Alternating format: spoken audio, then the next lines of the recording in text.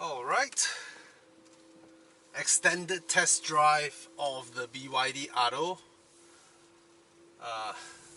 Sent my kids to school. They love it. They love it because it is very comfortable. But I noticed something. You know how some EV cars must emit some noise when you are going slow speeds in parking lot? The noise that this car emits sounds like I'm not sure if this low frequency sound can be captured by the camera. It's just a very constant humming at low speeds. As I pick up speeds, and then it's gone. Alright, because it's only in slow speed environments that you may have the unlikely chance of hitting a pedestrian, probably in a parking lot situation or something. Now, you know how our tires, right, have a lot of different types of threads? Actually, the different types of threads is not there to solely improve your grip. They could have done the same thing by having a unified, standardized, very consistent thread on the tires. But if they do that, the tire will be making the same sound consistently, and we human ears are not designed. Okay, this is when I missed the acceleration of standard EVs. I'll talk about that later. So our tires, right, if their threads are designed consistently, then they will produce the same humming sound, which scientific tests has proven that will drive people nuts. That's why our tires have inconsistent gaps between them, some wider, some narrower, some slanted and all that, to have a rumble that is not consistently like that, because that drives people nuts. And I noticed that low speed hum in this car annoys me. It doesn't annoy my wife, but it annoys me. Alright, the entire morning at slow traffic, the hum will come back. Okay, put that aside. What was I mentioning just now about the acceleration? Now, EV cars, as we all know, the XC40 or whatever, the Taycan and all that, because they are currently pushing EV cars to convince ICE owners that EV cars are better. In fact, in daily drive, they are better by 10,000 times. Okay, in daily usage, you go to the mall, you send your kids to school, you buy food, you buy groceries, your daily runabouts, EVs are better than ICEs 10 million times. Alright, they do this job better because in internal combustion engine cars, the pursuit over the years has been to make them smoother, quieter, more powerful. And it has always been more expensive cars. You know, your 4-cylinder engine shakes. That's why you have 6-cylinder, smoother, more power. 8 cylinders, even more power. 12 cylinders, V12, absolutely smooth running. But they all come at a cost. And they're fast because, you know, but in EVs, every single thing that ICE cars are pursuing comes default. Alright? Now, in China, which BYD is the leader, in fact, BYD sells more EV cars globally than Tesla. Okay? So BYD has beaten Tesla in terms of global, how many EVs you sell. Try me again? Maybe one more time? Cancel. Okay. So they have beaten Tesla. all right, in terms of absolute numbers of sales. But of course, Tesla is a higher price point, is more profitable, yada yada yada. So people in China, they are not like Malaysia where they are just beginning to be exposed to EVs. No, a lot of them are already on their second EV or their third EV. So the effort to convince people that EVs are better than ICEs is no longer a need in China. And this car is the first EV that I drove in Malaysia that I can see that the car maker intentionally remove the crazy acceleration that EVs can do. Alright, so this car, you hop up, you drive it, you accelerate, it accelerates like a normal mid-level car, like a Civic or a Corolla, right? It doesn't jumps out the line like what EVs can do. There is a lot of benefit in doing this. First of all, while I was driving the XC40 one day, no, the C40, I was trying to accelerate and cut a group of merging cars that create a traffic jam along the highway, and I see that I can exit the right lane and accelerate past them and go back in. So I accidentally depressed the throttle over the mid-level mark, and the car just went ballistic. All right, my wife got pushed back on her chair. My daughter, she was asleep behind, got jerked up, and she actually cried.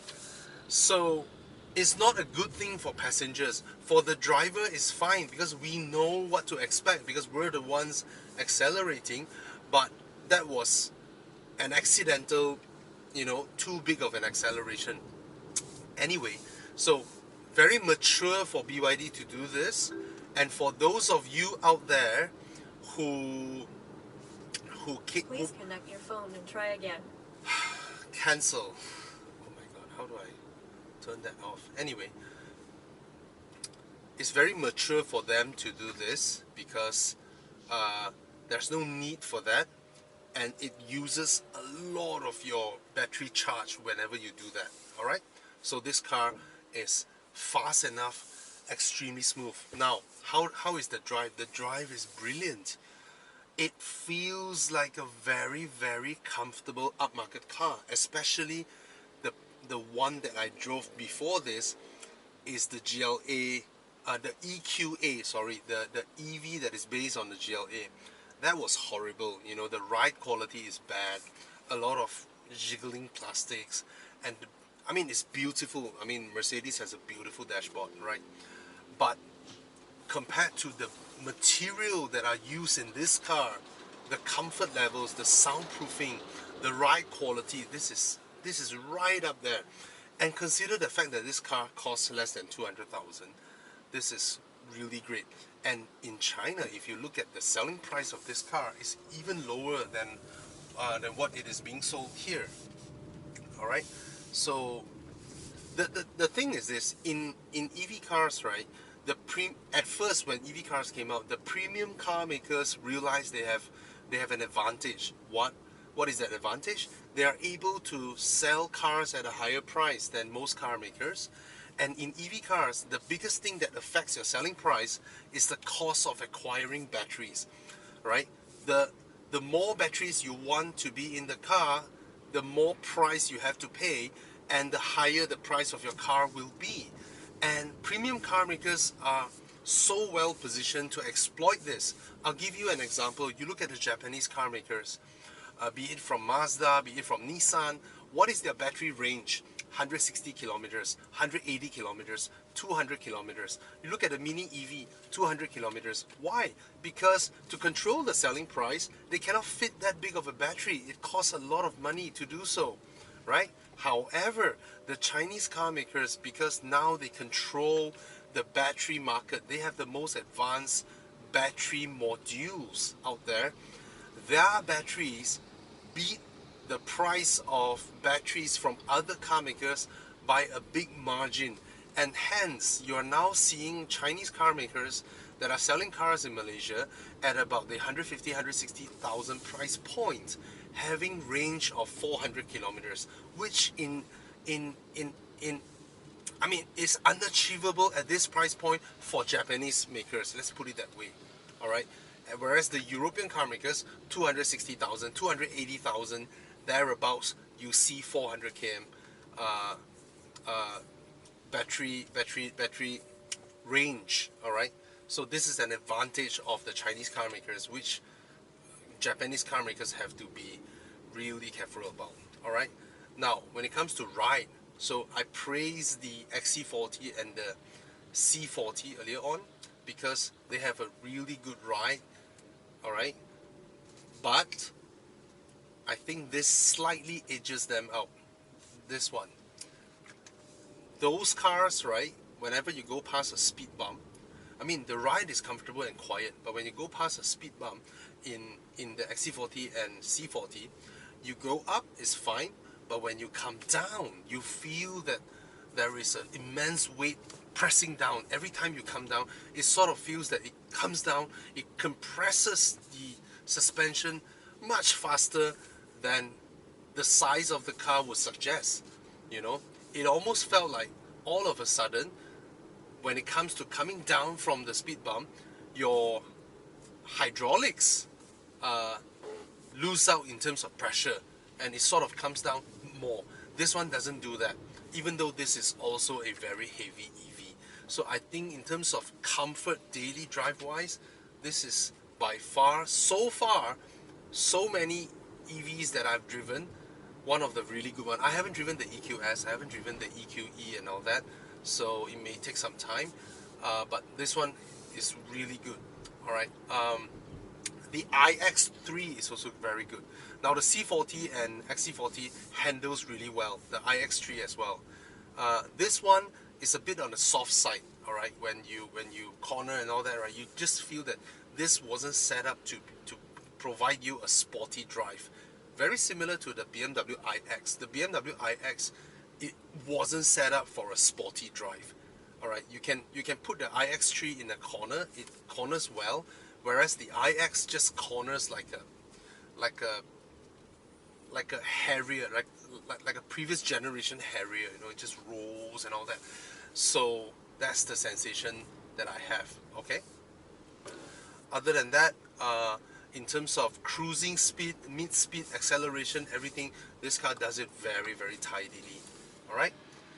So what else did I observe? The humming sound, I'm not sure if you guys can catch it. It just annoys me. I just couldn't stand it. Now that I come to a full stop, the humming sound stopped. As I start, it comes again, but at low speeds. As my speed picks up, it gets fade off and then it's gone. I try to change some other sounds. There's one that's even weirder, which is a music on a very short loop. That one is, I don't understand that. So they need to figure out their sound thing. I mean, all it takes is a software update. They could have done it very easily. All right. So overall, before you buy the EQA, you come and test drive this. All right. And then remember the comfort levels, the suspension, all this, and then you hop into that, and then you tell me, all right? So this is definitely more comfortable. I noticed the rear seats are quite spacious as well. The seats are very comfortable, but I noticed a few niggling issues. Later I will tell you all about.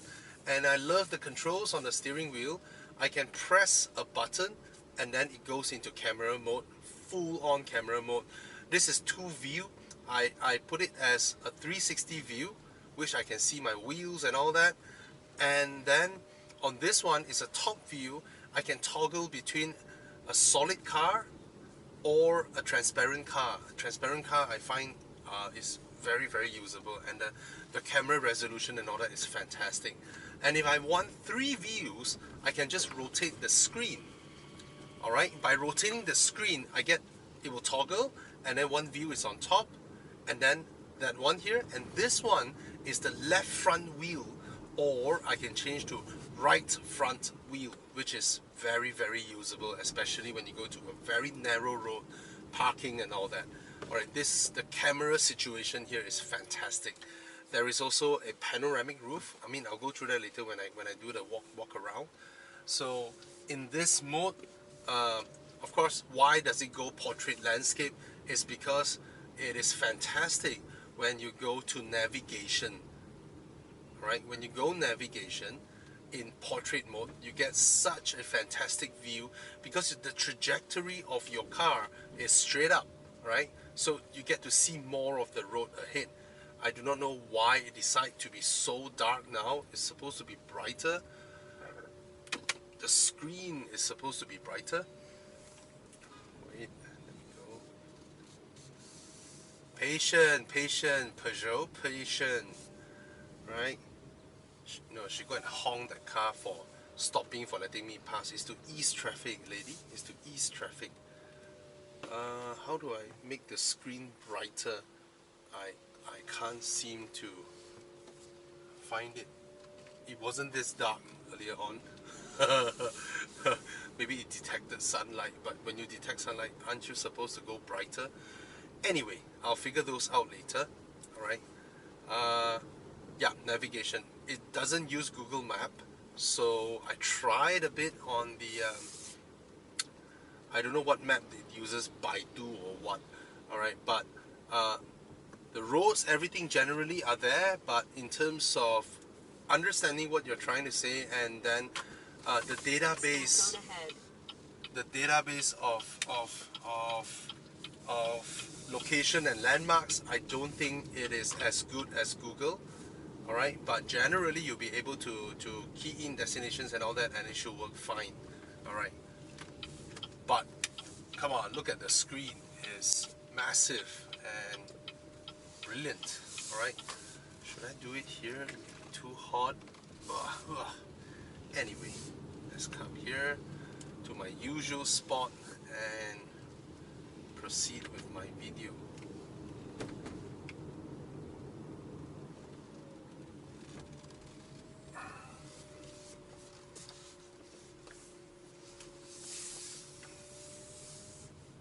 Can you hear the humming sound? It's annoying. Alright.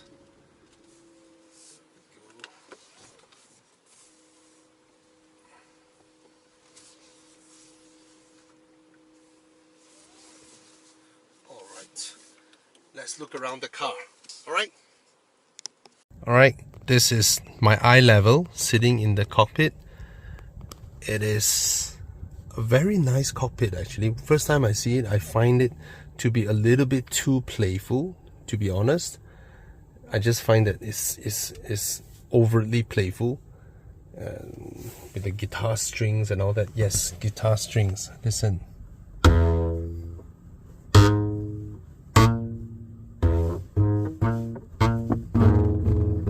Yeah, you can have an orchestra between the 4 passengers. All 4 of them have it. My kids were playing with it earlier on. And these are the speakers with the ambient lighting, and these are the door handles. One time to unlock, one time to open. Very nice, very clever. The materials are fantastic across the entire car. You can touch any surface and it doesn't feel low rent. Alright? And then over here you have the aircon vents. Yep, these are aircon vents. It's a bit all over the place, right? I mean, this doesn't match that, that doesn't match this, this doesn't match that. I mean, it's just all over the place, but somehow you just find that, wow, these guys are playful, you know. Blue leather, red stitching. When was the last time you see blue leather, blue plastic, high quality plastics, all right, coupled with white, and to be used in the car's interior is just crazy. And look at this one, just to adjust the vents. This is massive. All right, somehow they just, it's like, yeah, why not, you know? It's just weird. Or some supplier is telling them, hey, I have this in stock, can you come up with a way for me to use it? All right, you know. And there are this little chrome strips here. They do nothing. They just add to the cost. But hey, China, they're able to do it. Why not? You know, it's just mad. I mean, of course, I sort of get there's an ocean feel to it. There's an ocean feel, you know. Waves on the sandy beaches, probably. All right, and these are the lights here are touch sensitive. Very nice. And then these are touch sensitive as well. You can open the giant panoramic roof. Right, there's a little blind, and then look at the seats. The seats look good and they are comfortable. They are very comfortable. The materials are just top notch. Let me tell you that. All right, this one, look at the hinges, very solid. Everything is solid. That's for you to put the key if the key is out of battery. And the compartment inside here is huge. You can stuff an entire Longchamp handbag in there, provided your handbag doesn't have like a big bulky items. All right, and then you have cup holders, one lower, one deeper, one shallower and one deeper. You can also remove this and you can flip it around. All right, very clever, very human. This compartment is very convenient. You can just put your phone there and it starts charging and it will hold it in place. But I kind of wish if it's slanted the other direction so that I can put my phone there and view it at the same time if I need to. And here you have a row of buttons, you know, your parking sensors, all right, your sensors, and then that's for auto start stop, right? Auto hold. What is this? What does this do? High, standard. Okay, I have high, only high and standard. But what is that? Maybe the power delivery? Probably. This one? Sport. If I go to sport, maybe it will accelerate. Let me try later. Sport and high, probably. Okay, I'll try that later to see its acceleration. Alright. Auto what? Auto aircon. Okay. Cool down. Let me. Okay, no more auto. I don't want auto. Okay, cool down. The aircon is very cold. One button on off for the aircon. Interesting. And this is for the front. They put an F there to tell you it's for the front heater. And this is for slippery road conditions. All right. And for the steering wheel, this button activates the screen, the camera situation, which is very good. And this one rotates the screen. All right. This button activates the lane keep assist. All right. You press this and then you see the little green thing there. This one to set the adaptive cruise control. These two buttons are hilarious. Just look at them. They look like the same button, just that this one is a larger one, this one is a smaller one. But then if you look closer, this car is nearer to this car is further from this. The engineer who designed this icon needs to be whacked. Basically, this is to reduce the distance between you and the car in front, which is for adaptive cruise control. You see this marker over here? So if I press that button, okay, I'm now not in adaptive cruise control mode, but basically this is to increase the distance, this is to reduce. The arrows should point inward if this is to reduce. This is wrong. All right, now this is to pick up your phone and to shut it off, I presume. This is can the voice assistant activate herself after I press this instead of detecting every time I mention the brand and it comes on? You know, that would have helped. And this one is to look at little information here. Oh, up and down, and then I can scroll. All right. Tire pressure sensor and temperature. I mean, I tell you, when you're driving, right, your fuel consumption, average speed, all those are nonsense. The only thing that you need to keep an eye on is actually this one. This is the one that you should always have on your car to keep track, because everything else is beyond your control, right? I mean, what if over the past half a day your average fuel consumption is higher? I mean, that's just to tell you something that has already happened. It makes no use apart. So this is very important. All right. Now, visibility wise, the side mirror is mounted at not on the doors, or it's mounted on the doors, but it's very near to the base of the A pillar, but at least they leave a gap there. So visibility wise is still pretty good. Oh, there's a Chinese writing here. 气帘 airbag. But 帘 is curtain. Anyway. Here you have a handle, and this feels rubberized, but I don't think it's the sticky type. I think it's alright. Here, the funny thing with this part is that it slants down here. It slants down here, and you have to wait, please. Alright, so this part, it slants down. So in terms of using, it's okay. I mean, you get used to it. Of course, I would hope for it to slant upwards instead, so it's more natural in terms of your view and the buttons to press, but everything else is very logical. All right, the child lock for the rear windows, you know, all 4 windows are automatic, lock, unlock, and then your side mirrors, and then all these are very logical. All right, this plastic here is very sturdy, but you can see the molding line here, right? The front and back molding line. For German car makers, of course, they will mold it differently to hide the molding line, probably here.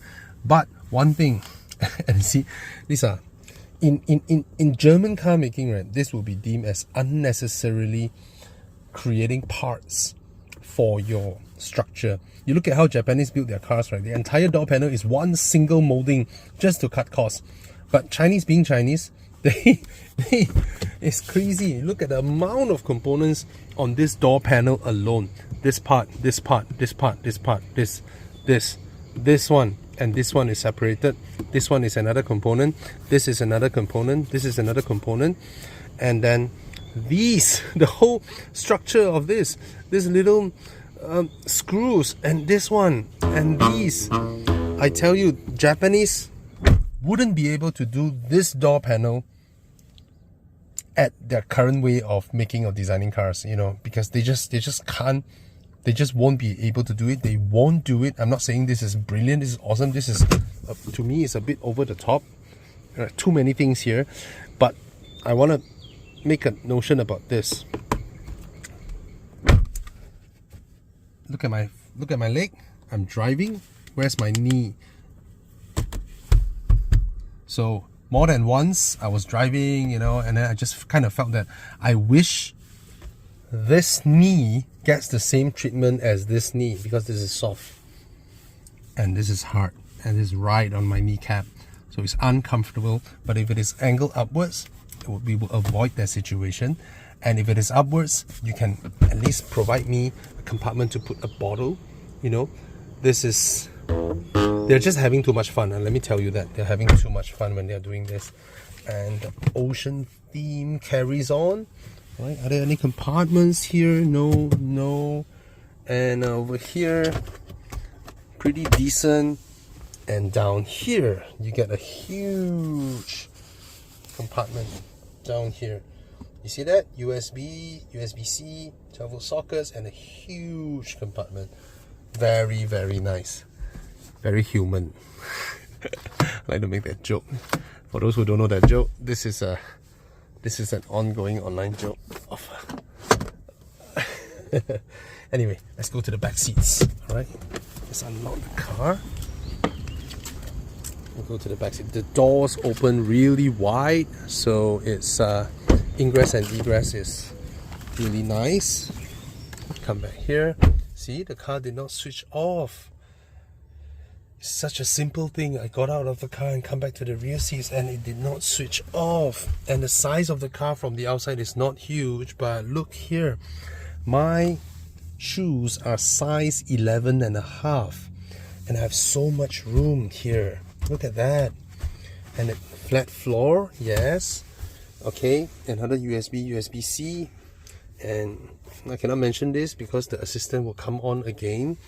Aircon vents, pockets, more pockets. You see, you can put your phone, you can put your wallet, you can put your iPad. It's so nice, and you can play with your daddy in front. All right, and it's so nice. And look at the finishing here.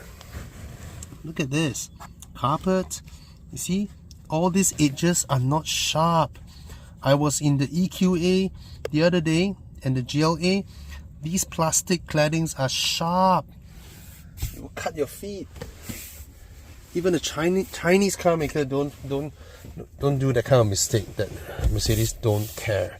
All right, you get armrests, very nice quality. I mean, the quality of the leather seats in here is top notch, top notch piping. You know, the thing with the Chinese car makers is that, you know, a lot of these things, right, traditional car makers would reserve for their higher end models, and for the Chinese is that, hey, our factories can do it at such a cost. Why should we reserve it only for the expensive cars? I don't care. I don't care my placement, my place in the hierarchy of the global car industry.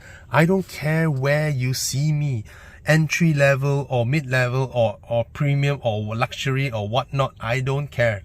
If I can make them, I put them in, I sell them, I still can make money, I will do it. Why? Because the Chinese car market is extremely competitive. It is the world's biggest car market, and it is extremely competitive. You don't do stuffs like these, you won't survive. Moreover, the Chinese consumers always look up to German cars as a benchmark. All right, they always judge things based on that. So that's how they finish their interiors. You know, it's definitely a level above that of Japanese car makers. They should be really scared now, the Japanese car makers, on the stuff that they're still doing and they think they can get away with. All right, it's the rear. Decent boot, not super huge, but this is pretty deep. This false floor, you have the charging cables and all that. All right, all those things are there. No special levers for you to drop the seats, but it's there, so you can pull it and drop it. Now let's look at the exterior design. This is pretty interesting. I press this, it doesn't close. It will only close with this. Alright, usually they will have a close and lock button. Now let's look at the exterior. It is a handsome car, albeit forgettable. What do I mean forgettable? This kind of design, right, comes out from like SsangYong, comes out from Kia, Mazda. It can swap any brand and it will work, alright, or Toyota or whatnot.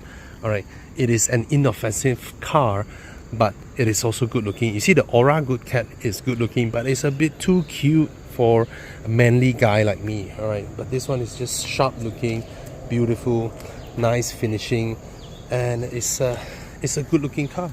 It is a good looking car. Tall riding, the same size as those yeah, they should go well against the small crossover market. Alright, and if you drive it and then you look at your wallet, you save 100,000 ringgit without sacrificing in terms of specs, in terms of comfort, in terms of all the perceived qualities that you get. You're fine. You see, who sees this? But it's another part, another component for no reason. I tell you, a Japanese car maker seeing this, they are able to see how much cost they can cut off from this car. Now, the last thing that I don't think BYD can change in a short time, or you can notice in a short time. All right, I'm not parked on a flat road. All right, I'm trying to angle my wheels to be perfectly straight, and I'm trying to let you see this. You won't be able to see this from the camera, and I'm not sure if it is just this car, but this screen and this column isn't straight. It is slightly slanted here. I'm not wrong. I'm very good in detecting levelness or whatnot. This thing is slightly counterclockwise, ever so slightly, probably 1 or 2 degrees. but I can see it. All right, you can't see it on camera, but let me try and align my phone's camera to the bottom of this. But this is not a conclusive thing, because you'll be able to say that how can I ensure that my wheels are pointing straight? So you can go see yourself. I'm not sure if it is only this car or others are like that as well, because it's very subtle. But I just kept noticing this screen, and this one, well, this is straight, and that is somewhat like that. All right, that's all. So I only noticed this thing, the humming sound, and this one. Other than that, this car is brilliant. All right, so yep, this is the BYD Atto 3, and it's my first time recording a video using my Samsung Fold 4, because my Fold 3 died for no reason. Hi Brian. Yes. You just wait for me at the guard house. 你在哪里? Where are you now? You go to parking and wait for me lah. Bye bye. Alright, my staff is here to pick up the car to return it. Alright, so I made a video about my whole Samsung Fold 3 situation, which can you see my Fold 4? Yeah, that's my Fold 4. Alright, my Fold 3, 2 weeks ago, the Wi-Fi suddenly died. I've never dropped that phone, ever once. I've never dropped it. 2 weeks ago, my Wi-Fi died.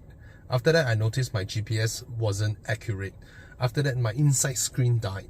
And yesterday, my outside screen has become irresponsive. Yeah. When my Wi-Fi died, Samsung told me I need to send the phone in. That's why I bought a Fold 4. It took me some time to find the 1TB, but I actually found it and bought it, and then it got delivered to me. And now I can send my Fold 3 in. I do not know how much it cost me. Alright, so this is the BYD Atto 3. This is Bobby Ang. I'm from the team from Horizon. There are a couple of us doing YouTube videos, and I have reviewed more than 1,000 cars, so you can go to my channel and check it out. Alright, cheers, bye. Okay, the last thing to test, high sport. See whether it lurches me forward or not. Alright? Oh, it does. Oh, no, the traction control. It keeps slipping. Oh, wow. That is crazy. It is so powerful. The wheels just lose grip immediately. I mean, of course, it's a rainy morning. I didn't expect that. See, I can do wheel spin anytime. My God! So now I realize this car has a bonkers mode that just go crazy. So if it is a dry day, and if this car is fitted with tires like P0 Corsa or Continental Extreme Contact or Michelin PS4S that is super grippy, it may be able to lurch me forward. Oh, look at that! Okay, I like this because so many EVs. Oh, that's a Cayenne GT Turbo. Whoa. Anyway, so many EVs what do I say? have that crazy acceleration mode, but BYD choose to hide them behind some settings so that you conserve your energy.